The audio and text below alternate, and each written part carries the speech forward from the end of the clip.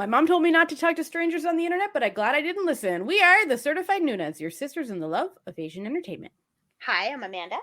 I'm Jessie. I'm Natalia. And I'm Sky. And today we're talking about something that I think a few people have asked about. And it's something that, we like talking about. When you start with K-dramas, you then move to maybe like Japanese dramas and Chinese dramas. And then there's a lot of people who never venture beyond those three countries. They just remain with it. Yeah, they step with the big three. And it's actually incredibly understandable because access is a lot easier for those because, the big three have vested interest in sharing their content with the world as part of their diplomatic strategies and exaggerating and money-making strategies. And so smaller countries that don't have quite as large of a entertainment industry, you often don't really get to see. And so today we wanted to talk about other Asian countries that produce wonderful content that we enjoy. So I know that Sky didn't start with K-dramas. Sky got into the K-drama game with Taiwanese dramas. So when I was actually researching for this episode, since I am not extremely learned in the politics of China, so we weren't going to be covering Chinese dramas because that's of course its own mega entertainment industry. And I've looked before, of course, but I always forget because between Hong Kong, that's the thing, and then Taiwanese, that's so. There are also Hong Kong things out there. I actually started watching dramas with Taiwanese dramas on Netflix. It's just something I stumbled onto about 4 years ago, a little over 4 years ago, and so it's just they had a ton at the time on Netflix. Probably in that moment in time, I would say it was maybe equal footing with how many K-dramas were on. They had a lot. They had a lot of Taiwanese dramas. They really did. I think at the time, Netflix was pretty popular in Taiwan. So I think that because it was banned in China, it might still be banned in China. I'm not 100% sure on the the Netflix politics currently.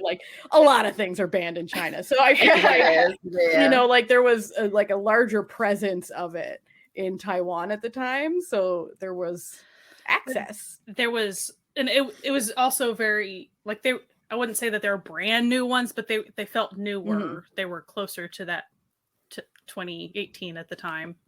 And I watched. I tore through a lot at the time, and I like how that was my starting point but then I kept on hearing about K-dramas. So eventually I did venture over and stuff like that. But it actually was harder because there weren't as many K-dramas that I was quite as interested in. The ones I was interested in that I would start hearing about would be things like Goblin or whatever. And that, of course, wasn't on Netflix at the time. So then I had to start venturing onto the other platforms. And then, anyway, Drama Fever, Dying, and all that. And thus we arrive here. Yada, yada. Here. So I will preface with I always have a lot of Taiwanese recommendations up my sleeve from back when I first started, but I'm not going to be probably talking about that a ton today because a lot of people that are into Asian dramas do kind of venture into Taiwanese is an easy grab. Yeah, it's out of the out of, if we're going to use K-pop terms, beyond the big three of China, Korea, and Japan. Taiwanese dramas are the next easiest to find and watch and have the most subtitles available for. And I don't feel like there are as many brand new ones. There are some out there. Seems like Chinese ones. Anyway. But there's definitely 2018, 2019, there were a lot that you can go find. Yeah. But so when I was preparing for this episode, I kind of looked more at the lesser known or things that I had not exposed myself to very much until I was getting ready. So I had fun exploring. I think the Taiwanese ones too, typically style wise, they tend to be more comparable to K-dramas. They've got a little bit more of that, I don't know what you want to say, but they have a similar vibe to them sometimes. So I think they're an easier stepping stone for some people. You stepped from Taiwanese into K-drama fairly easily. And I think a lot of people, that's one of their first steps too, because Netflix was offering so many choices. Or like, I know that was for me, it was like, I was watching K-dramas on Netflix, and then they were like, oh, you're watching that, you want to watch this? And I was like, okay. And well, you know, if you insist, so, Netflix, yeah. I'll dabble. I'll click Sure. play. Like, I'll try So- anything once. I do like that, like, Netflix's offerings have become a little bit more diverse, even as they're going through their current struggles. They're going through. Yeah, like I want to preface with like, I'm not trying to build Netflix up or praise Netflix and their strange business strategies that I probably don't agree with if I were to know them all. That are confusing. If it sounds like we're bragging on Netflix today, all it is we're saying that the access to these less popular Asian entertainment things, that's all we're saying. It seems like that they've increased a lot of their access to that. And so it's definitely worth mentioning, since a lot of us do have Netflix subscriptions. It's an easy grab. You're normally going to, if you're going to like branch out, you're not going to go for any place that like you have to pay for, or that you don't know the search or anything like that. So and Netflix is that kind of place. You know it. You already have it. Most likely you already have a subscription to it or access to a subscription to it. And it's just easier to like make the jump within that. Like, because when I started watching K-dramas and stuff, I primarily watched on Netflix just because I didn't want to have to buy a bunch of different things. And sometimes it's something so dumb. Like, for example, a lot of the times there's a lot of overlap between Gaga Ooh La La and Viki, but I will watch it on Viki because I don't like the watching options on the app for Gaga Ooh La La, because you can't, fast forward through the But then credits. As far as which company you like actually want to give, see, I like Gaga Ooh La La better. Like, I'm gonna their selection, and also their selection of non-big 3 countries is incredible. Like, they have so much stuff on there. So like, I do watch a lot of stuff on Gaga Ooh La La, but for example, there's like a J drama right now. Mr. Unlucky has no choice but he has hilarious. And it's on both, but I'm just like, just like Jessie was saying, as far as like what we're used to and what's easy. Exactly. And like all these like different services have different things that they do. So like, if you are a person who actually like prefers watching on like a laptop, you're going to choose a service based on that. And if you're like, oh, I want an app based thing, that's like 90% of your services are gone at that point, right? Like if you prefer watching on a phone, like it's gonna, you can only pick ones that have apps. And if you prefer watching it on like your Roku, you can only do ones that, are on the Roku. But curse you, Netflix, for being everywhere. So for me, it was Taiwanese. So not big 3. Taiwanese was actually what I started with. So how about the rest of you ladies? So Thai dramas were really, well, they still are. I'm saying were as those in the past. Thai dramas are kind of like my thing. Like, I really love Thai dramas, but I've loved Thai dramas since I was younger and lived in Thailand. So when I finally got like access to again, and those are mostly on YouTube, which is chef's kiss for old Natalia, and they were on Line TV. RIP the Line TV experience for the international viewers.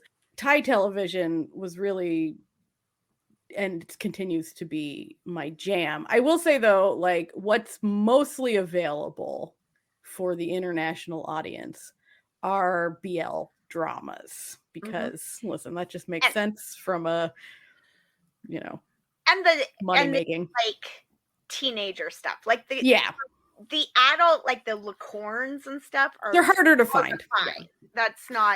They are entertaining, but they are harder to find. So around when did you get access again to them? So that was probably around 2016 is when I discovered them again on YouTube and was like, oh, I'm like, so excited. And, that was, the old Sotis days, back in Love Sick, the classics, like, GMMTV was all over. Like, GMMTV was really doing the most with being like, I feel like other people outside of Thailand might really enjoy watching these shows, so we'll just put them on YouTube to see what happens. Upload. We already had them edited. Like, listen, we're already putting it here, like at the time on YouTube, just random community members could put in the subtitles, and they did. Like, for example, if you watch the original Two Moons, they're all subtitled by one person who goes by the pseudonym Pink Milk Subs, who's like been around, like she's been subbing, or they. I think that she is I think that it is a she. I don't think I'm misgendering them. Like, they've been subbing for. They've been around. They've been doing the work, and fan subs. Oh, the fan subs. They're so good. Your friends. I love the Pink Milk Subs because they put in like commentary. Yeah, hilarious commentary. It's like, yeah. Oh my god, I'm dying right now. Stuff, and you're like, oh, you're so cute. Like, yeah. So it's like sort of I sort of miss the fan sub days because of stuff like that. Like, there was like a real community around like these hard to find in English, subtitles. And I find that, I would love to watch, for example, I recently watched like a Vietnamese show, and I would love to watch more, but the subtitles just, they just ain't there. And I suppose I could go out and learn Vietnamese. But I feel like that would take a lot longer. That would make it worthwhile to watch a show that I'm interested in right now. Yeah. 5-10 years from now, you're like, yes, finally. I'm finally fluent. I did it. I can finally enjoy those Vietnamese shows, and by then they're not probably not available. So, or they already someone else subtitled them by that point. Like. So, how about you, Jessie? What was your first experience with non-big three? So, I don't actually know for sure if this is like the first thing, because I watched a lot of like Asian horror before ever doing anything, and I wasn't focusing on where it was coming from. So there's a possibility that I was watching stuff like from Hong Kong and Taiwan and stuff like before that. But like one of the first dramas that I like remember, like, and it was like a not of the big three, because I started technically trying for J-dramas, saw the lack of that, went to K-dramas because they were easier. But Behind Your Smile and Taiwanese like dramas, like that was like the first, but it's also because it was so accessible too. It was just there. Like you had options for it. So that's kind of where like I first branched out in terms of dramas officially. I think I was the same. I think Behind Your Smile was the first one for me that I'm not sure whether, I think I did that before I got into Thai, but I'm not entirely certain. Like, it might have been Thai at the same time, but it was, I know that Behind Your Smile was my first Taiwanese that I actually watched. It also kind of coincided when I was just actually like watching more dramas, period, too. Like before, when I started, because I'm not like everybody else in terms of like how everybody like started to watch dramas and they got just like really hard into it. Like they just started watching a bunch. Like for me, my first couple of years, I would watch a drama in 2 days, and then it'd be like a month or two before I'd pick up the next one or have the time or something like that. So like my like first couple of years of dramas were just so like spaced out that like I wasn't actively picking up other things, because it's like I would do that thing where I would just not want to like have to like search for so hard, so I'd just go to the next drama I could find with the actor that I had just watched too. And so then that keeps you in the same country for a bit. And then then it like when it became a thing where I was like just constantly watching dramas is when I wanted to find more. And then having like Vicky and stuff just really kind of helped that, because I watched Behind Your Smile on Vicky. Oh, Behind Your what a show! Wow. I still haven't seen that one. What a show that I was hoodwinked into watching, but then liked, so I stayed. If you're unfamiliar with the story of Behind Your Smile, of why I watched it anyway, at the time it was airing, there was an incorrect synopsis on Viki,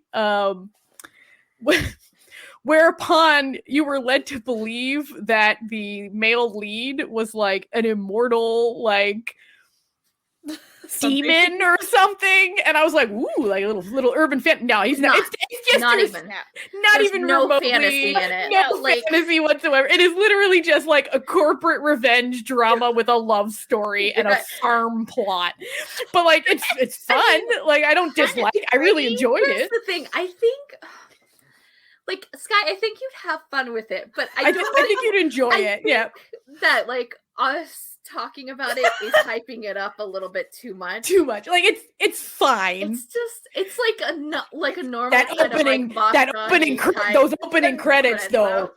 Those opening credits. Come on. They went hard on those opening credits. And that's kind of like when it comes to when I do want to give Taiwanese recommendations. I haven't gone back to rewatch most of them yet. I kind of eventually plan to, so I can give them a fair shake. The way I did it was like I had my first one, and then after that I had an Aaron Yan phase, then I had a George Hu phase, and like that is all that matters. Easier to do it. It's so much easier to do it that way. Also, the George Hu phase is real. It's real. Like because I was already watching a bunch, and then I saw one with him, and I was like, I saw Hayate the combat butler, because I was moving between, like, you know, I was like, okay, I kind of like Park Shin-hee, and she was in that for some reason, with all of her vocals dubbed, because she does not speak Chinese, and I was like, okay, it's a remake of like an anime, like that's fun. And then I saw him, and I was like, oh, okay, well, let's party. And then of course you have the 2 dramas when starring like him and Annie. And they're when long it's like dramas. the same pair too. Like, oh, okay.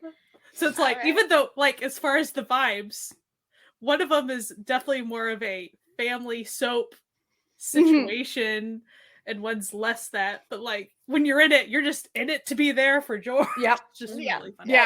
And then I was not familiar with like the soapy stuff in general, just because I hadn't even watched American, like I just really hadn't exposed myself to a lot of that, to where, so I can't really trust like the fact that one of the Aaron Yan dramas is extremely soapy, and it just shocked me at the time, but like now I would probably be like, oh well. It's also like interesting, because like for me at least, I might not like that genre in a Korean drama, but like Taiwanese dramas, there's something about it. There's something about it. Just like J dramas, like I tend to like their rom-com offerings more than I would ever get out of like a Korean drama, and the Korean dramas do my first daily drama that I ever watched was a Taiwanese daily drama, and I was obsessed. It's like literally, I don't know what like difference it is. But I was watching it as it aired. Like I would be sitting there like refreshing Viki, waiting for those. I'm like, fucking like, I know that there's like 70 episodes of the show, and I'm gonna need you to hurry up with these subs, because like your girl needs this. I need this in my life. That's what's so hard to like. It's very difficult. And also it's such a personal thing, like how we interpret these things. And so it's very difficult to really, and that's funny to say as podcasters, and we're supposed to be here to put words to everything. But when you are talking about the differences between this country's entertainment, be it their dramas or their movies, and when it's pretty much, it boils down to vibes, and like it's a very personal interpretation thing. It's hard to put it into words, like how, for instance, the fact that one of the George Hu soapy family-centered dramas, it was probably my first exposure to that, but I didn't even notice it, because to me it was so similar vibe-wise to the other one, kind of. But then when I thought about it later on, I was like, oh shoot, that was like a family-centered drama, and I didn't even realize it really. Mhm. Yeah. And I mean, that was kind of lack of my exposure, but also it was a vibe, for some reason, the vibe of the Taiwanese, it's just a little different. And like we've talked about, and we won't go into speaking a ton about like the Japanese and stuff, but just like Jessie said, everything has different vibes to it, to where it's very difficult to describe. You kind of have to experience it for yourself with an open mind to really see. You know where I kind of see this a lot? I've seen a lot of people talk about this where they'll they'll like reading romance, but they would never watch romance, or vice versa, or like the difference in what like someone would read versus what they actually pick up as something they're going to watch. And then that kind of applies to this, where it's like just like a different country does a different the way I sort of different. describe it is like watching a Marvel movie versus watching a DC movie. They're both the same genre, but they're very different vibes. Different, Like, but so like, and you can tell which like, one's which. A Marvel movie versus a Marvel show. Yeah. You know, where it's like it's Yeah. the same, but there's just something that you can't like articulate why it's different. Yeah. Or just Versus make it again, better. like reading the comic or something. You know, Yeah. like Well, it's all the same story, but it's different. you or know? like Disney Spider-Man versus Sony Spider-Man or something. Yeah. Different vibe. And they're both enjoyable in their own way. Yeah. They're just wildly different. and like you can also see why someone would like one or the other too. You know? and and it's why even you might not like them all, right? and it's like that's like when okay. when you watch like for example, if you watch a Baz Luhrmann film, you know it's a Baz Luhrmann film, no Yeah. matter what the topic is. And if you don't like Moulin Rouge, you're probably not going to like The Great Gatsby. You know what I mean? Like, and it's not because like, oh, they're the same story, because they're wildly different stories, but it's like, it's the vibe, you know? Like I went and I saw the new Doctor Strange movie last weekend in just the craziest theater I've ever been in. If you have an opportunity and you're in Canada and you're at Cineplex and they have a VIP movie theater, pay the extra $5. Just take my advice on this. It was the best movie going experience I've ever had. But it was directed by Sam Raimi, who directed like the original Sony Spider-Man with Tobey Maguire. And you can tell that those two movies have the same director. And so it's like, if you didn't like the Sony Spider-Man, I got bad news for you about the new Doctor Strange movie. There's like a flavor that comes out in. But it's interesting how it like applies to an entire country's like, be it even a genre of like, oh, the rom-coms of this country have pretty much a very specific vibe compared to like a K-drama, rom-com, or whatever. So it's like it's fascinating, and it's very hard to put into words, and also you also have to be sensitive to not come off as being a white woman, like knowing that I don't want to say strange things. So it's like, oh, just a different vibe. There's just a different vibe. Yeah. Sometimes it's quieter, or sometimes it's more understated. But since I'm not from these countries, I don't want to like proclaim these things, right? But it's sort of like when you watch like an American sitcom versus a British sitcom. Like they're both sitcoms, but I really like British sitcoms, whereas I'm not super into American sitcoms, but they're both sitcoms, and that's fine.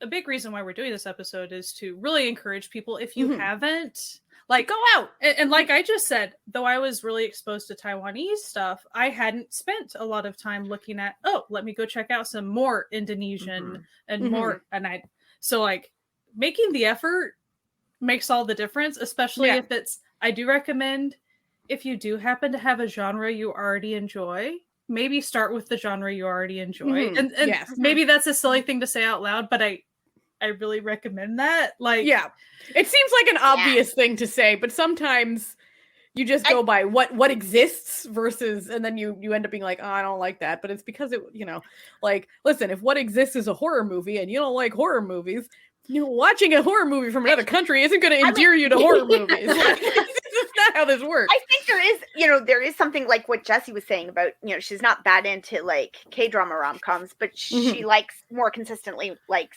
Japanese rom-coms, so there is going to be some difference that way. Yeah. But then you do see people who are like, they've never ever watched like a saga ever, but people are really talking about this Chinese historical, so I'm going to check it out. And then they're like, boy, I hated that. And you're like, well, you hate the Korean one. Like, why would you think like they're a different vibe? They're not a different genre. Still the same thing. Some people are gonna like only watch like Chinese historicals. That's all they watch, but they don't really watch Korean historicals. But they like Korean rom-coms, but they don't like Chinese rom-coms. And okay, cool. Like do you? I will. Like I will admit, like one thing and be like, oh no, Chinese is not for me. Like, did you try all the? Like I will say it did take me a while to get into Chinese dramas, but it was because of the overuse of dubbing that existed back. It's much less these days, but like there was some wild dubbing happening. The dubbing is a different thing altogether in your brain because it's like an uncanny valley type situation where like it's just not quite hard. right. It's not even like it's not that you care that it's dubbing. It's that like your brain can literally see that the movement of the person's lips aren't matching the dubbing. There were quite a few dramas that would have like a child character with a clearly not child voice actor doing the dubbing. Like, and I'd just be like, when you're like going to drink something and you think it's going to be one thing and then you drink it and it's another thing. It's that. It's like when you think it's water, but it turns out to be vodka, and you're just like, whoa, that's not what I expected. Like, and a lot of times it sounds creepy, like it's like suddenly this child, and you're like, is this supposed to be a possessed child? You're just like, what am I watching here? But I will say that there's less of it going on, and the stuff that is going on is better. You get used to it. Your brain is like, oh yeah, this is what you're supposed to. Just like getting used to reading subtitles when you're watching something. And also, I think it's worth saying that like it's really good to just approach all this with it like just a very open mind, even if you're used to listening to one or two types of languages and they flow a certain way for you. Just be open to getting used to just hearing different sounds and stuff. And realizing there are entire countries of people that speak this language. Like I remember, like I would see some wild comments about Thai shows with people being like, oh, I can't watch Thai shows because like I hate how Thai sounds. And I'm like, stop being so fucking racist. I mean, also stop it. To be honest, if you're reading subtitles anyway, so turn off the sound. If you want to watch that Thai show, but you're struggling with getting distracted by the way the language sounds, turn off the sound. You're not actually but it's just like it's like read it, but like pointing it out is not the right thing you should be doing. The vibe, my guy, not the vibe. Like millions of people speak this language. Like no. It's just like watching any other foreign show or film, just accepting the fact that that's what it's in. So like, just get yourself used to it and buckle in, and it's fine. You're definitely it's going to be a different thing for you. Like we're not saying that like you're a bad person because you like. There's your brain has dissonance. It's that you're sitting there going, oh, that it's to the point where you're like saying that it's weird. It's not weird. It's just like a different thing for you. Like, you're just it's unusual. You're not used to it. Different because like sometimes it's like tonal differences that you're picking up on, or sometimes it's like with Filipino dramas, I have a hard time because like half of it's in English, and my brain doesn't like that like switch. If you start English, I want like my brain is fine with that because I grew up in a bilingual family in a bilingual town that actually has a language, like a dialect named after it, of the combination of French and English was named after my hometown because that's what everyone spoke. So that doesn't bother me. What does bother me is that I don't want people to know what I'm watching. and always like the nasty stuff on Filipino dramas gets said in English. And I'm just like, nope, can't do this. We gotta put them headphones in. I don't need people to know my business. Like I can be watching just absolute filth as long as no one overhearing me knows that's what I'm doing. You become overly self-aware. Yeah, it's just like, but when half of it's like, when the if there's a sex scene and half of it's in English, I'm like, oh sweet Jesus, everyone will know what I'm watching. I think it probably helps for us. Like, we just always watch all of our English shows with closed captioning as well now, because just I can hear better if I can see it. Like, that's I do that reality. too. Like, So what I if you think eat that a helps crunchy with- snack? Yeah, so I Yeah. think it helped me with Filipino stuff because I was already used to like reading through. I wish it helped me. know, It doesn't. I don't. Yeah, but I wonder too. Like, I've grown up around a lot of my mom's family was bilingual, and she didn't transfer that to us as well. But like growing up around that, listening to them back and forth. Like, if everyone, so I was definitely bilingual. I think it's just more of like everybody has auditory sense. Yeah, for sure. Like things happen and your brains function differently, and that's the first time I watched a Filipino drama, like intellectually, I knew that. Oh yeah, no, I knew it. Intellectually, I knew that all my Filipino friends, that's how they talk as well. So intellectually, but like I was not expecting it, and then suddenly, just stuff's being said in English, and I was like, oh no, oh no. People will know what to watch. I had no idea, and so all of a sudden I was like, wait, am I watching a dub? And then it was like, no, it's back to something I don't understand. Oh, wait, what? Like, it was very confusing the first time I watched one. I was like, I don't know what's going on. And then it was like, oh, this is just their language. Okay, cool. Well, and then sometimes whatever platform may choose to not subtitle the English part. Well. Yeah, that messes up. That annoys me. That, because like, if you're subtitling it and it's in multiple languages, just subtitle all the languages, because not everyone is watching it and can hear. Well, yeah, not even that. Like, there's also like everybody has differences too. So like, yes, I get that. Like some places that like they don't subtitle it's because you're not in the actual closed captioning subtitling of it. But like some of us like again, a brain thing could be like that you can't switch out of it that fast. Yeah. So that's one thing, and that's not like a hearing loss thing. It's just and often like the subtitles are more accurate than the closed captions too. So it's like, but also if I don't know that they're about to like start speaking English, I'm just going to be like, sometimes I like, especially if they have like a thick accent when they're speaking English, I just assume they're speaking whatever language they had been in. And your brain can't quite catch up quick enough. I'm like, oh no, they're actually, wait, hold on, what? Yeah. No, do you know what even annoys me even more is when you're watching like an English movie or show with subtitles, and then someone starts speaking another language, and the subtitles just read "speaking in language." Fuck you. Just fuck you. Fuck you. At least when it says like speaking German, you're like, okay, cool. Speaking foreign language, and you're like, are you kidding me? Like, I'm watching really? Which one? Drama. What language do you think the Nazis But it's like, were speaking? Like, put it in there. Like, just say the words. There was, I do not remember, the past 6 months I watched something on Netflix, and it kept going back and forth between like 3 different languages. I do not remember what I was watching. And they kept subtitling it wrong. Like they would say that it was in speaking in English, blah, blah, blah, blah, blah. But they weren't speaking in English. They were speaking in Korean. Like it was very, and it happened so much to where I had to, I hate it. I watched the whole thing, but then I actually did a feedback thing to be like, dudes, like you need to like really I do that fix this all the time.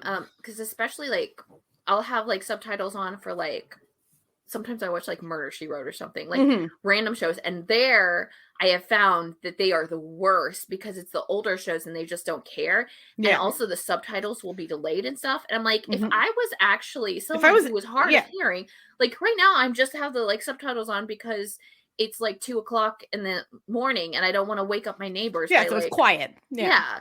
But if I was in that position where I like literally needed these subtitles, like they'd be completely wrong. It's insulting. Like, I remembered what it was. It was that new Korean movie about spies where there were like all these. It started with a Y and it was Operation. Yakasha. Yeah. A lot of people in it. Like it's a big time movie, and the fact that they just gummed up the sub so bad, I was like, no, that's not. Netflix, don't dig your hole deeper. Just have accurate subtitles. You know, like. So, would we like to quickly just draw attention to where to find a lot of these things. So just in case you don't, Mhm. just in case you don't know, I kind of went and I tried to track down where to find various the more popular of not big three ones Yeah. that you're going to come across these commonly used platforms. So Netflix is your easiest bet, and we kind of already went over that. I will say, as we've said before, even if you type in, like, let's say Taiwan or Taiwanese, and then even if you click their suggestion of Taiwanese TV and movies, that is not going to give you every single last one. No. Just be aware of that. Yeah. I'm not, Yeah. you can still use that tool. Just know it is not flawless. Yeah. Yeah, Netflix is pretty bad. Like, even like with their, I found when you go into their, they have the K-drama one where you can go into just K-dramas. Sometimes they don't have all of them, especially I found if they are thinking about taking it off, they just take it off of that like spot. And also, like, and then I'll be like, wait a minute, where is it? Because I keep then you have to search for it keep a list. specifically. And then I keep search for it, and I'm like, oh, it's there. Okay. And then like 2 weeks later, I see it on the list of going to be dropping for the next month, and I'm like, gotcha.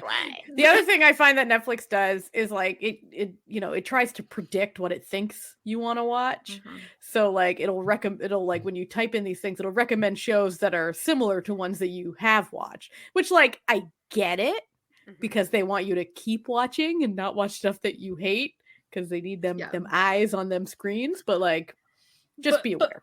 But also that often means, so like even if you are searching for instance, Taiwanese something, oops, there's a handful of Korean things right there. Like, you see it happen. Label it as just Chinese, and then that's and then you're like, ooh, I feel like China and Taiwan would have some problems with this. Well, China wouldn't, but Taiwan sure would. I find a lot of times lately what it pops up with, it doesn't say like Chinese dramas, it says Mandarin language. Like or what was East Asian dramas. Like Asian rom-coms. And you're like, okay, all right. Like, well, like on one hand, I'm like, that's cool because then that's just like automatically, feeding people multiple languages, like multiple countries. So I'm fine with that.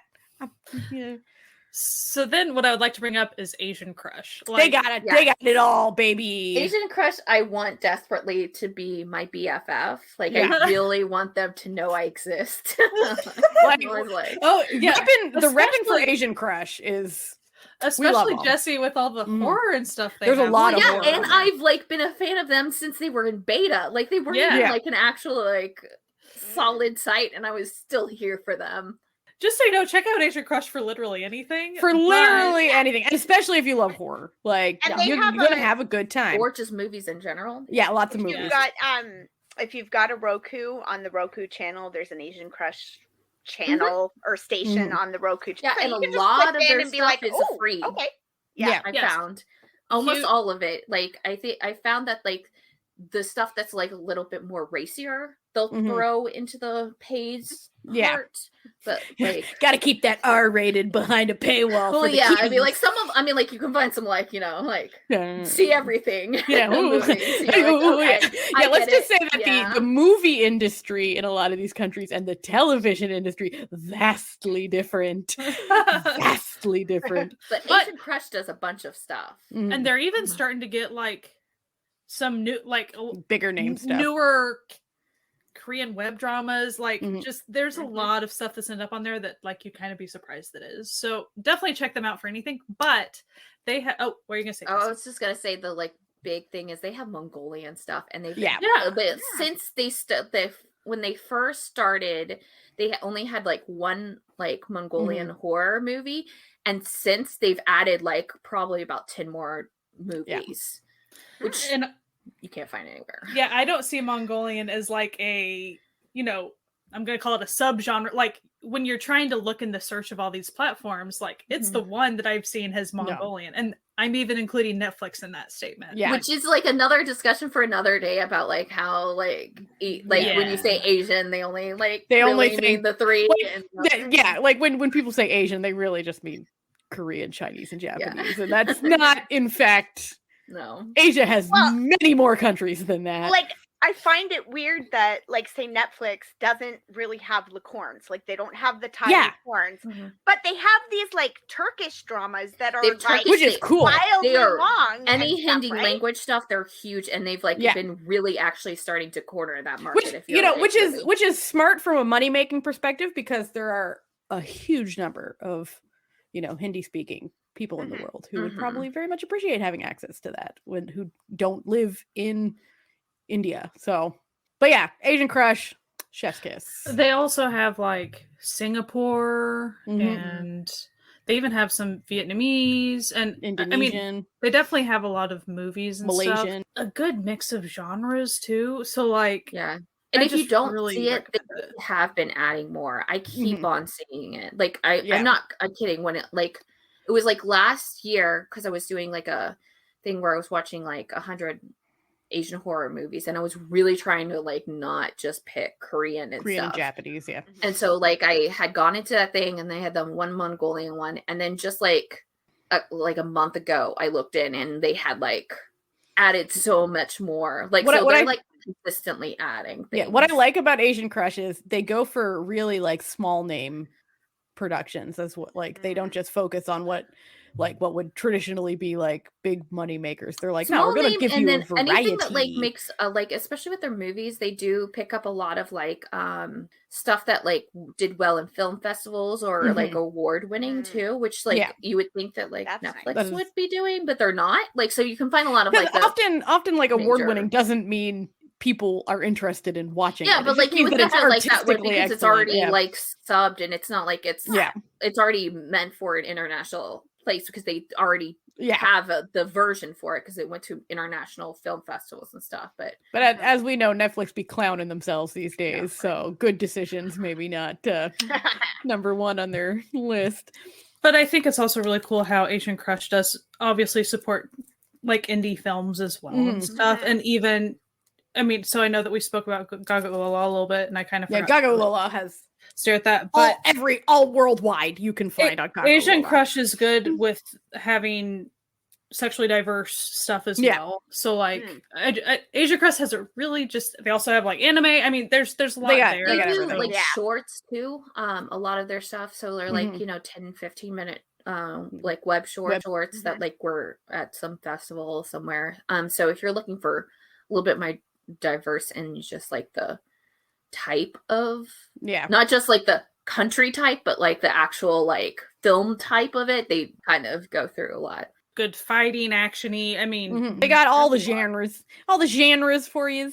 Just as a side note, Asian Crush is under the same, its digital media rights is their main corporation, and so they have an anime site, and then they also have Midnight Pulp, which is like pulp movies and that sort of thing. So some of those like kind of overlap, and they like some of them will appear on the other things and that sort of thing. But like, so then YouTube is a good resource sometimes. I mean, YouTube is always a good resource in general, but Thailand Filipino and a lot of the too. stuff, Filipino, and also increasingly more Vietnamese things as well. But I will say for the Vietnamese things, it is mostly BL dramas, so homophobes need not apply. But I get it, money making. They got to make that money. You shouldn't be listening to us. Why are you here? Like, this is not a safe space for you. You've chosen the wrong podcast. I don't know how you made it this far, but sometimes it is a trick to find that. Like, if you don't know which channel, for instance, if you didn't know about GMM TV, starting out when you're just going on YouTube and you're like, just type. Sometimes you have to already know a drama to go try to find it, or you got to know what you want to watch first. Well, and actually, even Korean dramas, like who would think to look up a channel called Serial to look up, That's like true. that? It just, so sometimes you need to know what you're looking for. Yeah. What makes that a little bit more difficult for these less popular countries is the fact that my drama list does not cover all these countries that we're talking about. Not until they have like a large, easily readily available catalog for an international audience. So that makes it really like, how are you going to find some of this stuff about like Vietnamese dramas? Like, good luck. So have fun. Which is, I mean, that's unfortunate. So I find them through Twitter. Yeah. This is what happens is like someone on Twitter will have watched it and then post about it, and then it'll end up in one of my group chats, and they'll be like, "Oh, But like if you're new to it, then you're not doing that too, or like sometimes that's like just too much work for someone to do, and that is also a barrier. It's not like most of these channels have like the Vietnamese channel that has a YouTube channel is not going to have like Vietnamese television in their title. No, they're it's just like, it's literally just going to be the TV name of the something, channel. right? Yeah. Like, and so if you don't know what any of that, like if you just go and search YouTube like Vietnamese TV, who knows what you're going to get? Maybe weird commercials, or it's YouTube. There's a lot of stuff. There's there. everything on there. Yeah. If it actually has the words Vietnamese television in it, it's probably somebody like else who's put a compilation of funny moments from something Vietnamese. Oh, I hate that. I hate that when it's like, or like when you'll see like a really intriguing like compilation like fan edit with like a music video. I'm like, ooh, that show looks good. Can't find the show anywhere. You're just like, I see we're all just keeping it to ourselves. You're not gonna share this amazing looking show with the rest of us. Okay. So it is tough. So between like whatever social media you're most familiar with, for us that's typically Twitter, or going back through Google. Like Google is always a good resource for trying to find people that maybe make lists of these things. Or Reddit is a good place too. Like there's a subreddit for everything. But find it. It's just to make overall general statements. Like it's tougher when these things aren't on my drama list. To just, for instance, I want to watch this very specific drama that no one's told me about. It is harder to find these things. So that is very unfortunate. Because like I use my drama list, and like I'll go and like I'll just like click on a genre and then look at what's it's giving me for genre. And if it's not including these like Indonesian stuff and like even like Indian stuff and like just like it's just not there, and it makes it harder because then it becomes a lot more work. I know it's harder in terms of like the back end for the site, but it's also like we could have already been doing it too. If we hadn't like just closed off these countries essentially. Yeah. Oh, about Asian Crush, as far as how to find specific country stuff, it's not hyper user intuitive. You pretty much have to go, like, let's say you pretty much have to go to movie or show or something. And then within that, you can kind of drill down to country, and then it shows all the country sub versions. So like, that's how you find that there. It seems pretty solid once you get to that selector thing, but it's not like it's playing on their front page with all of the countries. So you have to do a little bit of extra work with that. YouTube, like we said, if you're not knowing the channels, sometimes it is hard to find this stuff if you don't already know what you're looking for. But it's worth a shot. Like that's how I found some on YouTube, but like it's definitely not going to show you everything, obviously. Yeah. To where I did end up on like random Indonesian television channel YouTube that obviously had some English subtitles. So like, there is stuff out there, but you have to do kind of the work. So Vicky. Hello, Vicky. Vicky's search function sucks. Oh, it's not good. It's not good. Yeah. It's real bad. I was being driven. I had to log in and log out a good 3 to 4 times and I would still be logged in, but the search function would not work. I would have to log in, log out, log back in, and that first time would be the only time this like go into browse, and it would actually be able to work then. So just know that it's super buggy, at least on Chrome. And you know what I also really hate about if you go into the Explorer, if you're on the browser and you go into the Explorer and you can choose by countries and regions, they have them separated by popular and other. Just put them in an alphabetical order. We don't need to play these games. So it's like under popular, you've got like Japan, Korea, mainland China, Taiwan, Thailand, and the US. And then under other, you have Canada, Hong Kong. But then again, you have Japan, Korea, mainland China. Then it's like, we slid the Philippines in there. Taiwan, Thailand, the UK, the United States, and finally Vietnam. Just make one list in alphabetical order, for the love of Christ. The thing I hate with Vicky is that like they've been adding all this Thai stuff and now some Vietnamese and stuff, but they still only have like Japan, China, Taiwan and Korea as tabs. So Yeah, they haven't updated good it. luck finding the Thai stuff unless it's popular and it's on the front page right now. You know, like, and you're like, so like update your Update your function, fucking app. your Like, it's really not that. and your Just websites and stuff. Like, just add new tabs. Like, come on. But I will say they have added some Vietnamese movies the past 6 months ish. So they're not a heck ton, but some. They also have, like, if you go into their coming soon, they have a good amount. Like, so it's coming. It's just slowly coming. I've noticed that, like, a lot of their, like, older stuff, they've been prioritizing keeping it in coming soon, subbing the entire series, and then releasing dropping it, which I don't hate. I'm okay with that. That's but so you might see it there for quite a while. I know we rag on Vicky a lot. The main reason I don't feel bad for ragging on Vicky is because they don't pay their subbers. But I'll feel bad about the amount of times that we fucking get salty about Vicky when they start paying people what they're worth. Have more fair labor practices, and I will start actually feeling worse about that. But as we just said, it's pretty much the functionality of the site itself when it comes to trying to find, even if you're just trying to use the search bar and stuff. Yeah, it really is going to glitch on you a lot. So just know that when you're going in. But yay that they're branching out some more. I mean, they've obviously gotten a lot more Thai as well over the past while. So then other places, iQIYI and WeTV has some Thai. And then if you're into queer content, Gagaulala has any country you could possibly imagine, but it's all gay. Just know that it's all in the LGBTs. It doesn't have to be Asian too, because I've seen French stuff. There's Polish stuff I've seen, and so like it's literally worldwide. And some of it is shorter. Some of it there's is a lot of like short films, indie. So there's a lot of different stuff. Yeah, there's a lot of variety on variety in the sense of genre and country, but it's all gay, so it's all united under one gay umbrella. So I mean, you gotta love it. To be fair, though, I don't think there's much like horror necessarily. No, like, maybe some like crime murder. Yeah, there is some bizarre horror-esque things that I watched. This one on there.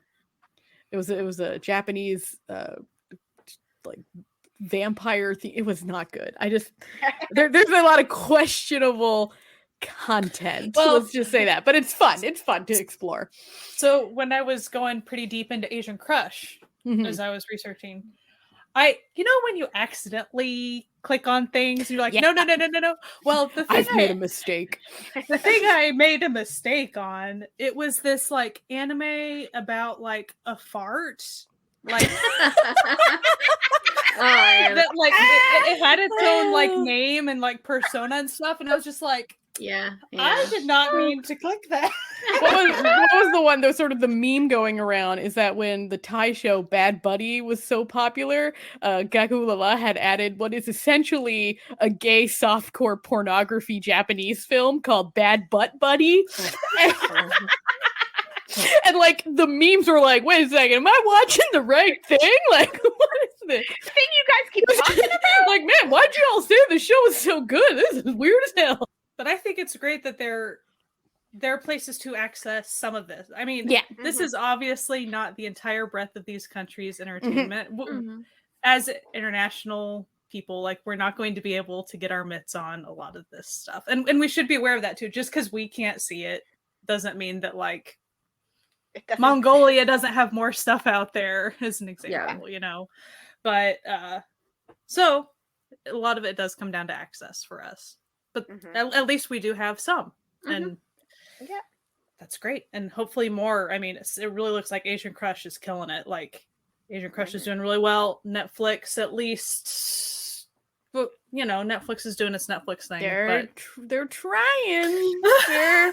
They're limping along. Netflix is nice if you want to watch, like I mentioned, Turkish before. There's a lot of like Indian stuff on there. There's a lot of, there's a lot of Nigerian and whatnot, so like if you're not just into Asian, like Netflix is good because it's got everything, you know. I think which is kinda honestly, right now Netflix is actually really just great for us type of people. Like, nice. Who like if you're watching there lots of for different things. just like the, you know, blockbuster picks that they do, I think that's where they're losing Yeah. most, and that is most of their base. Yeah. But like, And it, you know, and that's because all of these, you know, companies are starting their own streaming services. yeah, so it they're was like getting pulled bound off to of happen. Netflix. But I think Netflix really has an opportunity to like focus on people like us and become more of like an international platform and like original content platform, rather than, you know, But bemoaning the loss of I did fucking see Disney today- movies or whatever. I have it in my bookmarks on Twitter. I just saw a little thing that they were talking about, like Netflix, I think, doing new stuff. Okay, subsidiary of Netflix will invest $100 million in South Korea over the next 6 years to build special visual effects facilities. That's what it was. That's fun. And I saw Heartstopper was renewed for 2 more seasons this morning. So I did see I don't follow her a lot, but there's this girl on TikTok who is a shaman, Korean shaman. that's and so fun. like her whole TikTok is about just like the practice and that sort of thing. Mhm. And I saw just recently a video where she was asked by Netflix to help with a project. That project was one of the things they cut, but classic. now she's actually been offered another thing, I don't think tied to Netflix, but she's going to be in Korea doing stuff. But like, No, that's fun. like hopeful, but also they are kind of cutting into, I mean, like, to be fair, I don't know what her thing is, and she's not like based in Korea, so like all of her content is for English speakers, so it could have been like an English spoken thing, so it might have been Asian Americans, which is like totally something that they should be doing.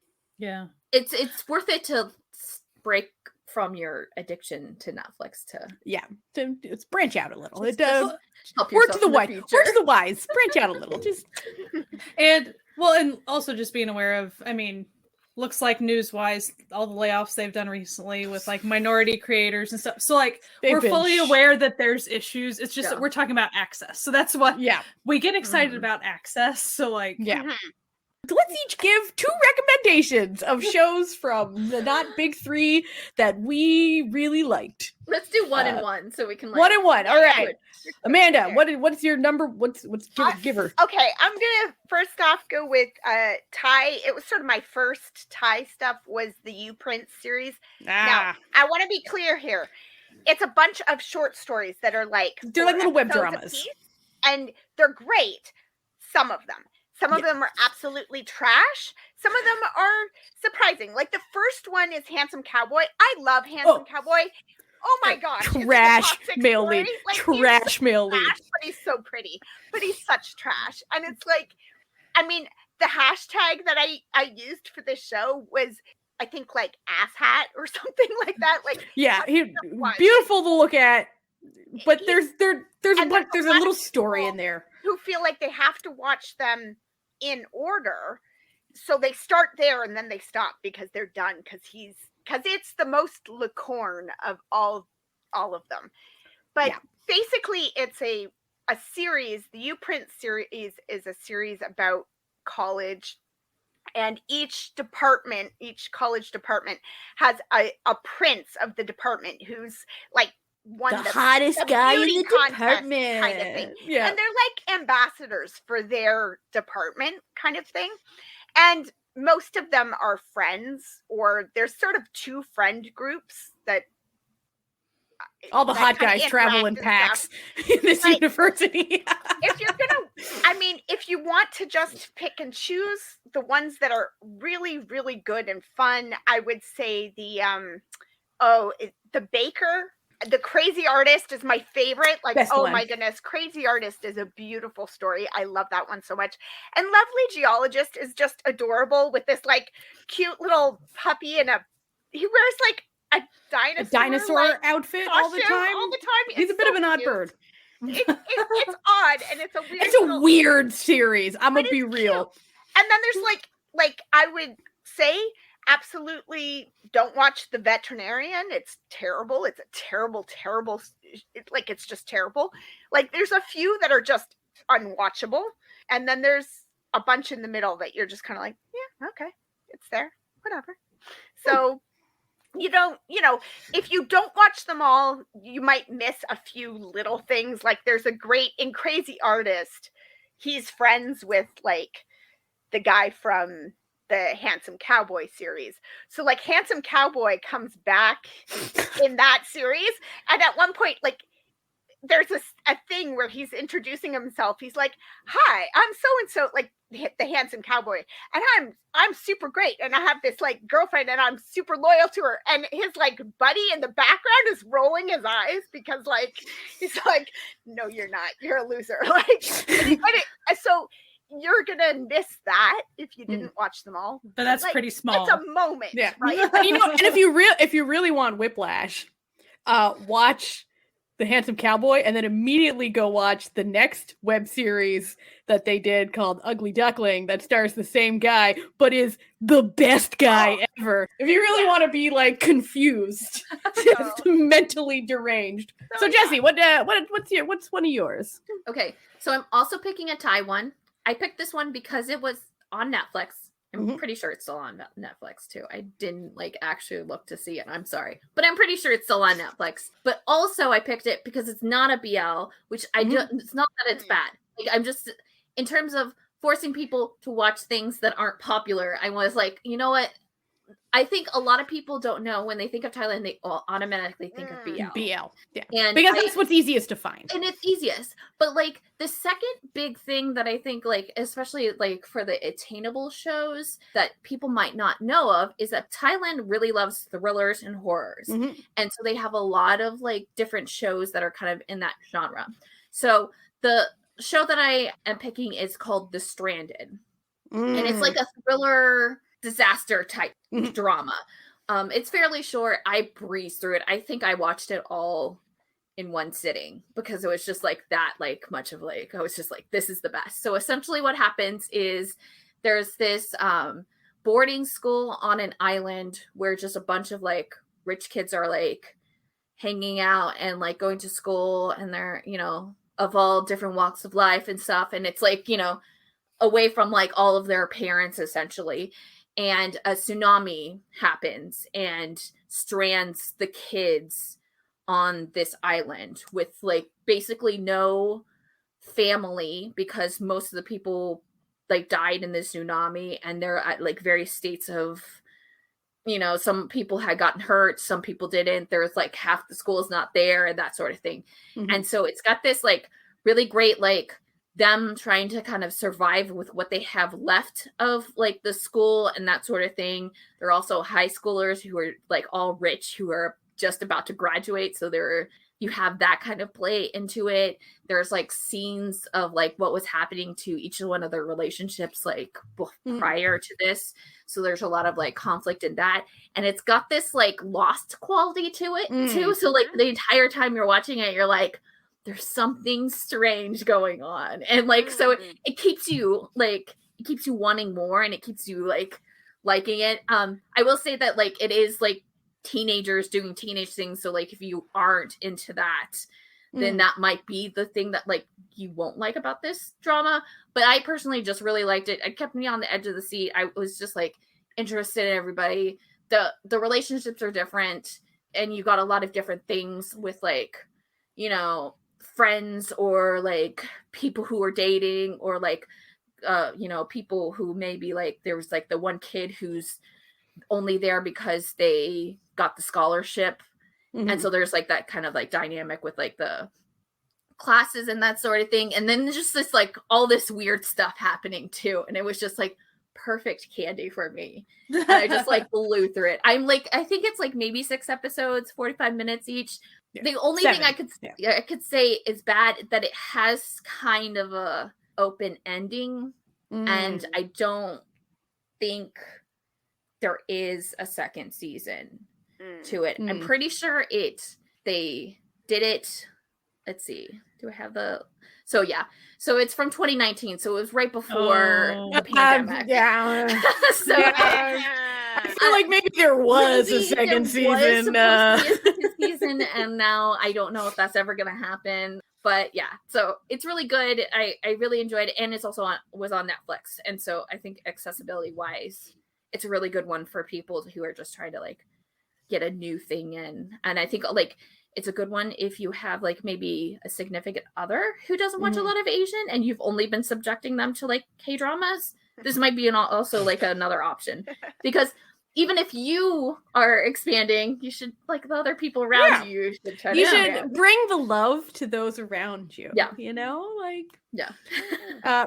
For me, I'm gonna go with a Taiwanese drama. I mentioned it previously about it's a daily drama, so it is 65 episodes long, but it is crack.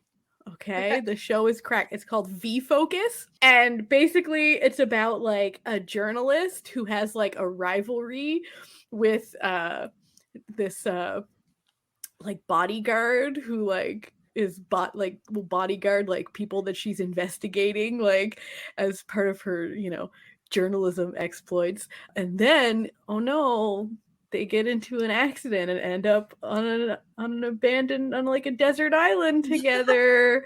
Oh, what's gonna happen? It has Melvin Sia in it. I don't know if you guys know who Melvin Sia is, but like if you're a BL fan and you watched Papa and Daddy on Gagulala, he was the older.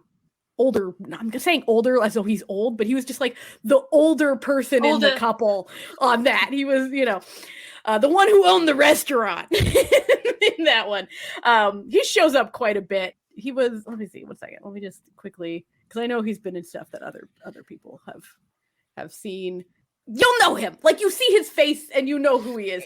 Just there's also like a second couple that has like an older woman and a younger man, and you know how I feel about that. And it's like she gets like stood up at her like wedding, like the groom never shows up, so like his friend pretends to be the groom because like no one had ever like seen who she was dating. So like anyway, it's a whole thing. It's so over the top, but there's something really compelling about this show that like I could not stop watching it. And I was watching it as it aired. So I would like every day I'd be like, I need another episode. So like if you're into that sort of thing, I know that 65 episodes does seem long, but they are like 40-minute episodes. So it's not like the 65 K-drama episodes. When I've done Taiwanese ones that were like that, like 70 episodes and stuff, I've often, pardon me. Your phone's like, hey, I'm here. Yeah, like with Two Fathers, when I was watching that, I would watch like 10 or 12 episodes and then kind of put it away for a little while and then come back to it and binge like 10 or 12 episodes and put it away for a bit. Like sometimes you can do that with those more like daily dramas because they kind of move in little like arcs. Sections. There's like a little story and then that one kind of clears up and it moves into the next story and you can kind of No, I was 100% addicted to this drama. Like, so is it on Viki? It is. Well, it says it. It was when I watched it. Let me just do a little change. My drama list says it's still on Viki, but let's just double check. Make sure this. the rights haven't changed. Oh, okay. It's showing up. It's showing up when you search. It is on Viki. All 65 episodes. English 100%. You don't have to be like Natalia and wait for us. And wait 3 days. It was like a Monday to Friday. So those were the hardest weekends. Because I'd be like, I'm like, in 2016, I was very sick. So I was like, I didn't have anything else to do. So it was just like, I was like, no, I need this in my life. Also has a very dramatic poster. If you look, very dramatic. But no, addicted to this show. There's a fun little robot in it. It's got everything. Like it's what you're looking for in a silly show you don't have to get too involved in. What about you, Sky? So I recommend a movie on Netflix, Indonesian. Mm-hmm. And I want to say it was even like produced by Netflix and things like that from what it looks like. Mm-hmm. But Ali and the Ratu Ratu Queens. So I even want to talk about just the title for a second. Ratu Ratu means queens. So it's like queens is in like Queens? people. And they're in Queens, New York, and they're opening a restaurant. So that's the name of the restaurant is Queens. Like That's cute. The Queens of Queens. So essentially the main character is Ali, and he is a young man who he's out of high school. He hasn't started college yet, so he's that age. And essentially his mom left him and his dad when he was younger. And machinations, he was told that she had passed. Well, she didn't really. So she's in New York. She had left to go to New York, and she tried to get the husband and her son to come, but the husband had gotten mad and made that not a thing and didn't let Ollie see the letters, all these things. Well, then the husband dad died, and so Ollie figured all this out like 3 months later. And the whole family had kind of conspired to like say his mom had died and stuff. And so he, of course, then wants to strike out to New York to find her. So that's what he does. He goes to the last address that he knew that she thought that she was still going to be at. Well, she's not there anymore, but there's these 4 Indonesian women of various types of personalities, and they are hilarious, and they take him under their wing, and they do like all the detective work to figure out, like just asking their system of immigrants within the city. So even their like Chinese friends, so they're just like really going through. And so they eventually track down the mom and things. So I don't want to tell the rest of it because there's more to it, but the women are just all very different. And it just talks a lot about the meaning of family and home, of course. So like, and you can tell how homesick all of the women are for Indonesia and the families that they have left behind and why, and they don't go into like all these backstories of people, but it's just very, very well done and emotional, and it was just great. I cried a little bit. So, but I've also been in a crying mood, so I don't know if that's indicative of anything. But I thought it was just really well done. There's a wee bit of romance, with a same age girl and all these things, but that was not the central thing at all. The central thing was family and things like that, and finding home. So it was really neat. That's nice. And I want to say it was like out this year from Netflix. I mean, it's very new. It was great. I really, really enjoyed it. I'm gonna download that for the trailer this weekend. And it was pacing was good. I mean, it was snappy. I really liked it. Nice. All right, Amanda. Second recommendation. Hit us. Oh gosh, I don't so narrow it down. Quick. I'm gonna go with a Taiwanese drama called. Ooh, which one do I pick? I'm gonna go with My Dear Boy. It's a little bit older, like a couple years old. Not old, but like, it's a Noonas romance. It's a big Noonas. Like, he is graduating high school when he first meets her. It does not become a romance until, like, the movie encompasses, I think, a couple years of time frame, and it doesn't become a romance until much later.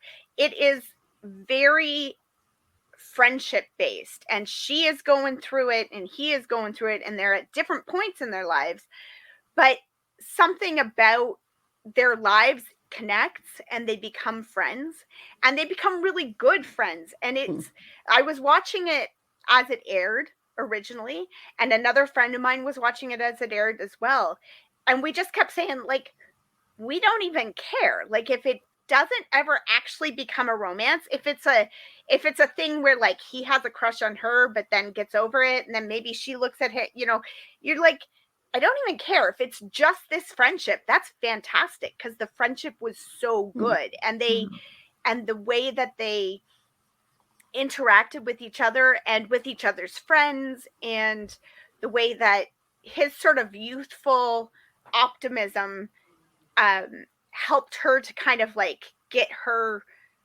life back on track, or like the way she, changed the way she looked at some things in her life, and like, okay, yeah, I can reset now. I got to reset way of thinking, and then her helping him because he's sort of, he's young and oh, who knows what I'll do with life, and I don't need, and she's going like, you have to work and you have to have a plan, and you can't just expect a good job to fall in your lap. Like you're gonna, and so she helps him and mentors him sort of from a work perspective, and she's like, I think, a director in it, and she directs movies and a producer or something. Yeah. And so he's an artist, and he wants, but like through his experience with her, he starts to see how his art could have practical like uses in things like set design and things like that. So it's just a really good story. It's really enjoyable. It also stars Garrick Chang, who was in Prince of Wolf, if you've ever seen that one, which was another one of my obsessive shows that I watched. And I think it has the guy from CSI in it, or it's got it all, baby. Yeah. 2016 was a big year of Natalia being bedridden and watching long Taiwanese shows. Let's just say this. Yeah. So, which this one's not that. I think it's like 20 episodes. Yeah, I think it's like a normal, whatever evening kind of show. But I think Melvin Sia's in it for a couple of episodes. He just likes to sprinkle himself into these shows. Just you never know when he'll show up. What I really liked about that show was that I felt that the growth was even for both of them, even within the show, or outside of the show. Like, you know how like a lot of times there's those things where like, you have like people helping each other grow, and the show itself like only kind of really focuses on one character, and like usually it'd be like the male like growth. In this show, I didn't feel that as much. Like, I feel like there might have been some because it's been a while since I watched it, but like the growth, just like it felt like they gave both characters a lot of time in their growth too. Yeah, especially because of how the time period of the entire series is really actually pretty expansive. Like, so it like allows for like growth in different ages.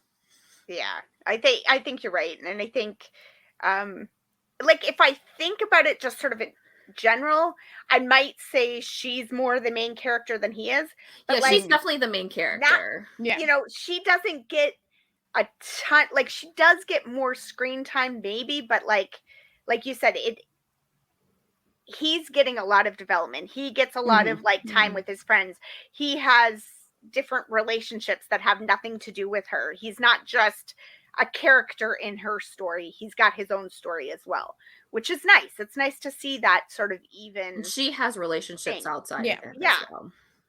So it's about two completely separate people who have completely separate lives that start to overlap. I actually always love that in shows. I wish there was like an easy name for that, as far as you can't just say well-rounded character, but the fact that the show actually gives enough side characters and stuff for these characters to be whole people and show them being whole people with other people. I mean, like, even to the point where, like, you saw how, like, her relationship with her, like, work, and then the relationship with her sister, too. Like, her sister, there's a huge storyline with that as well. And pressures of society of women is big topic in that, and they like actually focus in on it, and it's and done well, I think. Sounds really good. I think you like it, Sky. Really, I think you'd like it. Definitely. It's a really good one. All right, Jessie. Okay, second rec. So I'm picking a movie from Hong Kong. And it used to be, again, I didn't check because I just did check. I didn't think of checking things. It was on Shudder. It might still be on Shudder, hopefully.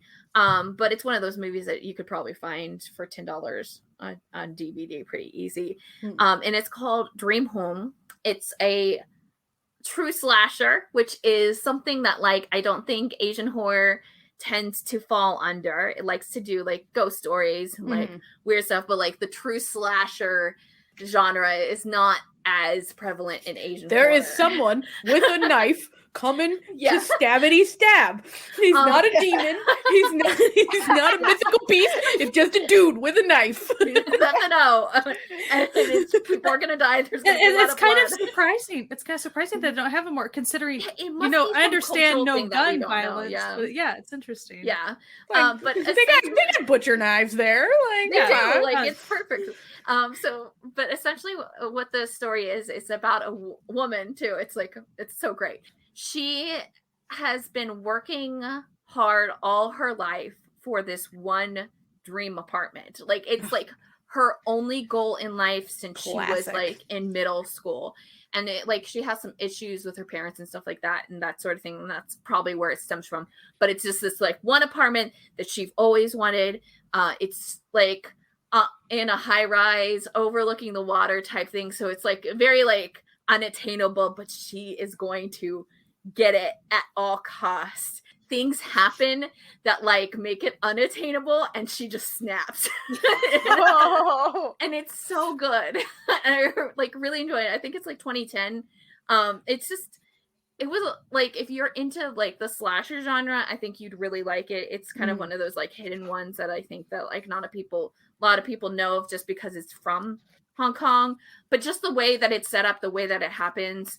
And it's also like not like super campy too. Like, so if you're not into like the camp of a lot of horror, I think you'd also really like it. I mean, it's definitely like gruesome and brutal and stuff, but it's just like, you kind of like see what's happening and it's like you kind of actually like understand what's going on, especially because it's been just like the thing that she's wanted for so long, and just like how things can happen to make someone go crazy. But yeah, so if you're into that, I think you'd really enjoy it. Yeah. So I'm going in a completely opposite direction. I'm going with a Thai drama that actually came out last year that I really enjoyed. I feel like it was one of those that like people had very mixed opinions on. But it's called Fish Upon the Sky, and it's your classic like college age gay rom-com, okay? But like there was just something about it. Like I've watched it like 4 times. Like it makes me happy when I watch it. So it follows basically 2 brothers, one of whom is like in the secondary couple. He's kind of just like a fucking idiot who like has to retake. He's like in his 5th, he's like a, doing a victory lap at college when you do, the 5th year. Yeah. But because he failed like a freshman class that he now has to retake, and so he's like he befriends this kid in the class who doesn't know that he's the idiot, that because everyone's talking about, there's like a 5th year student who like failed this super easy class and like wonder who he is.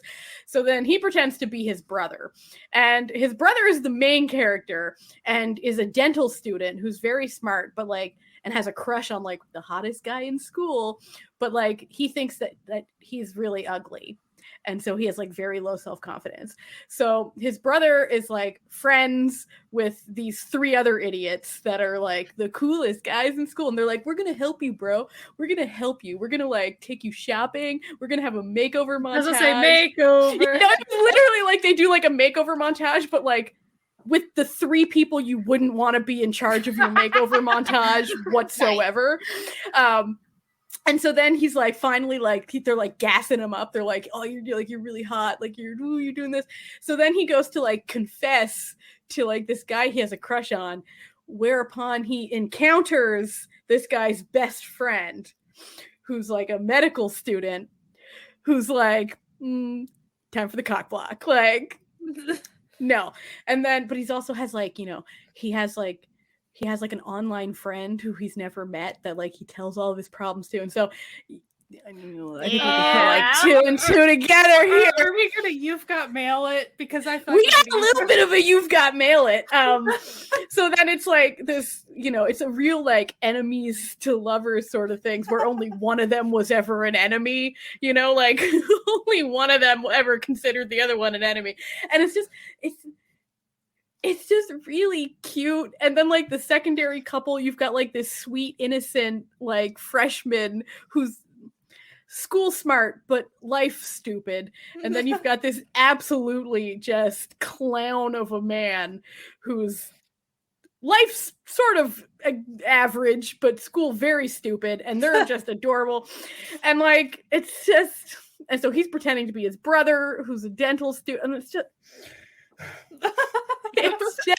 it's so cute, and there's just something really nice about it.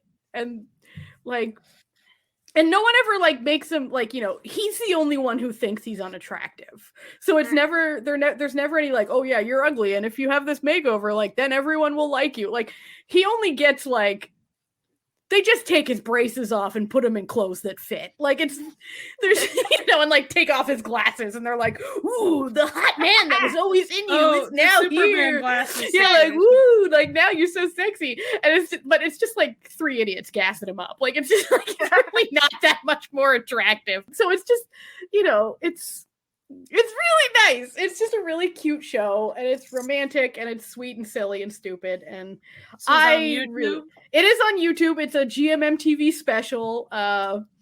So there's, of course, if you're really into the couples, there's a lot of compilation content of stuff outside, because of course it's GMMTV. They are the masters of like fake couple marketing. They invented the genre essentially.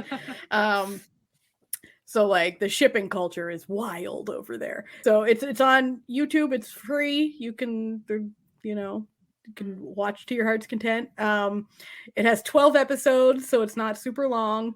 And it's just nice. It's just nice. It's like low drama. Stakes. Like just the lowest possible stakes you've ever encountered. Like, and those kinds of dramas, I really like them. They're just here to make you smile, and you're just like, yeah.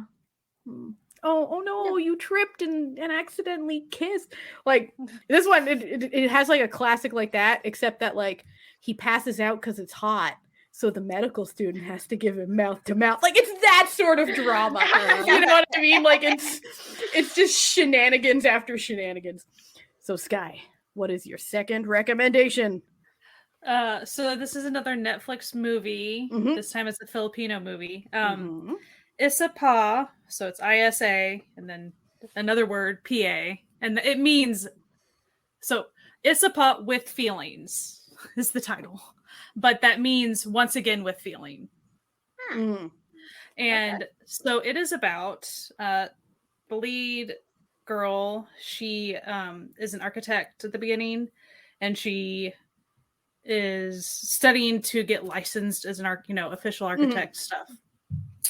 And it all kicks off with, so she wakes up and puts her headphones on and is jamming, and she's just, doing her own thing, and she goes out onto her balcony and she's just dancing, like just being a goober. And she looks over, and the dude in the neighboring balcony is just grinning at her. Classic. I love it. Classic meet cute. Yep. And so you see pretty quickly that and this doesn't become like a huge thing, but it makes sense why she has a niece that's deaf. You see that kind of in passing pretty quick. And so then she goes to get sign language lessons. She wants to go learn sign language so she could communicate with her niece. I think they never like overtly said that, but I think it was her niece. And guess who the sign language teacher is? It's her neighbor. Oh, this sounds right up my alley. Right? I'm like, add that one too. Yeah, but it is so. I mean, I am, I'm not a member of deaf culture, so I can't like make huge statements about how it resounds great or anything. But like, I thought it was really well handled, because it even shows the clash of cultures between the hearing world and the non-hearing world, and how that inherently can kind of breed misunderstanding even when you don't want it to.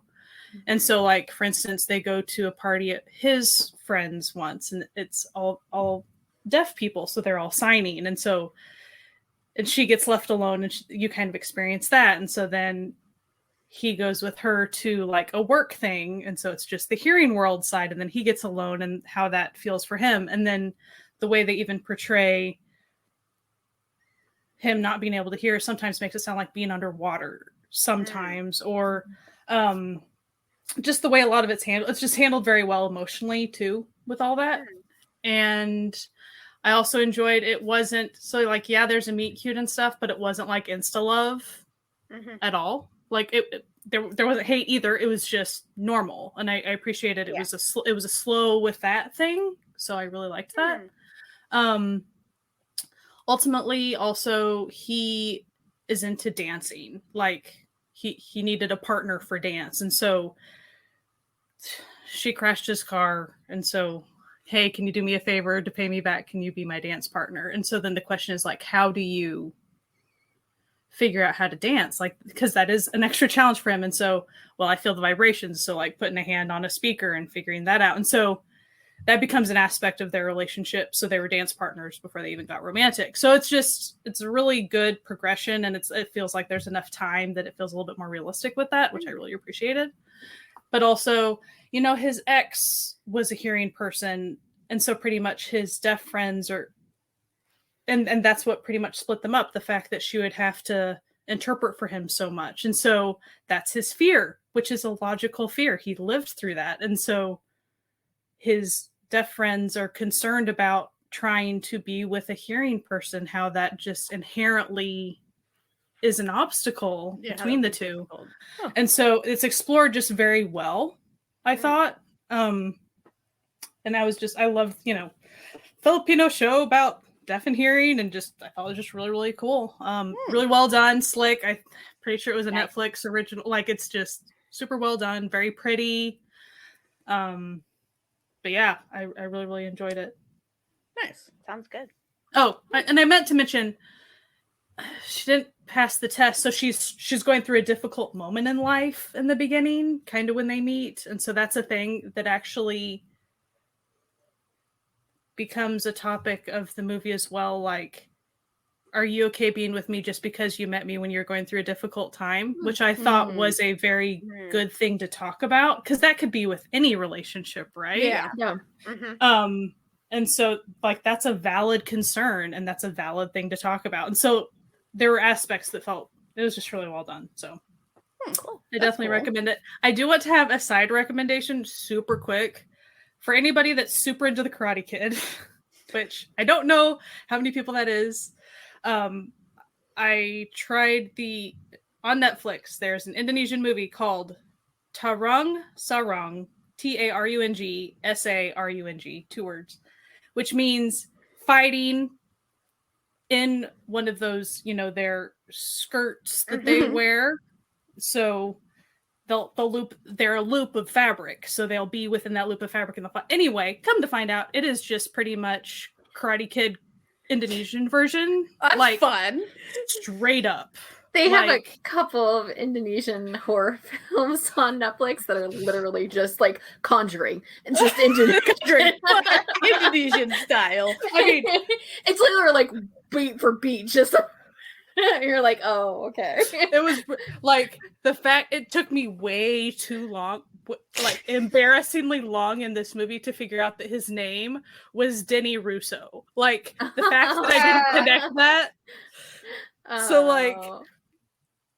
So, you know, instead of emphasizing, so the original Karate Kid emphasizing, you know, balance and pretty much the Taoism of things. Well, instead it's emphasizing the, you know, Islam type aspects. So like, that's fun though. I don't know how respectful it is. I have no idea on that, but it was very much like, because what was funny about it is I was like, man, the way they're doing this train and stuff, I'm getting such Karate Kid vibes. I'm like, wait, his name. Wait, now they're straight out of Karate Kid. Wait poster. a second. Okay, like this was intentional. So, just a side note for anyone who really is into Karate Kid, you probably would enjoy that. It was okay in my opinion, but it was just funny that I stumbled onto it. Not because they do not in the description on Netflix say anything that would lead you to believe it was Karate Kid-esque, but it is. I mean, when you're saying, I'm reading the description right now, and I'm thinking, okay, like when you're saying that, I'm like, oh yes, I see that. Okay, Yeah. he's heading towards a fierce fight in the ring, but facing himself is what will hurt the most. I'm like, okay, yeah, all right, I'll give you that. But the whole thing that made me want to watch it, it was because they were like, oh, it's pretty much a rich, spoiled kid meeting an environmentalist. That's what I was interested in. Psych. What I got was the Karate Kid, which was still fun, but not what I was expecting. And so actually there's a heck ton of stuff out there. I do want to warn people off of one of them. I will give a warning. Okay. If you're a person that enjoys action movies, like I do sometimes, Vengeance is Mine, All Others Pay Cash, Indonesian movie on Netflix. Great title. Do not watch. Do not pass go. Do not collect $200. Like, you can watch it if you want. Just know that I warned you that, like, you shouldn't have. And you won't get any sympathy from this corner. Yeah. Like, if you think the impotence issue is going to be a small aspect, it is a large aspect of the movie. Or rather, maybe, I don't want to make a joke about that. But a lot of violence, weird supernatural stuff, just a lot of rapey stuff. Like, just, I would mostly warn literally everyone off of it. If you're feeling spicy, just know that you're going in. I warned you, because I was not ready. So that was our episode on our experience with non-big three Asian dramas. We hope you enjoyed listening to it. If you have any that you think we would really enjoy, let us know. Yeah, hit us up on our Discord or our Twitter, the two of the easiest places to disseminate this information for us. If you haven't ventured out, this might be the right time to venture out, since all K-dramas are going on Disney Plus and you can't watch any of them now. Yeah, so time to expand, just reach out.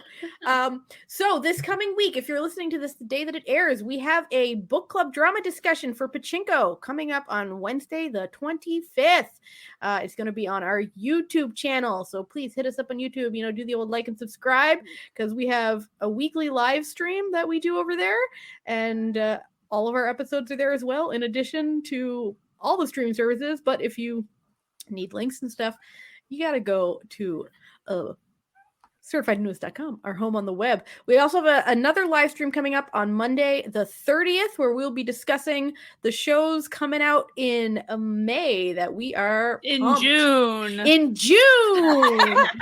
shows that it's May right now. The shows that are coming up. Perpetually live in the past. Oh my goodness, time moves too fast, and yet has no meaning. So we're gonna have a live stream on May 30th for what's coming up in June that we are interested in. If you want to support this podcast, you can go to patreon.com/certified Noonas to become a member of the Certified Found Family. They're our found family on the web. We think they're the best, and they keep the lights on in this little podcast hovel that we've got going over here. So we hope you enjoy. And, we hope that you enjoy listening to us. So maybe this week, go check out non-Big Three drama and let us know what you thought. Anyway, we hope you have a fantastic week and that you stop by for our live stream book club on Pachinko this Wednesday. And, wash your hands, wear a mask, stay safe, and keep enjoying Asian entertainment. All Asian entertainment. All right, have a good one. Bye. Bye. Bye.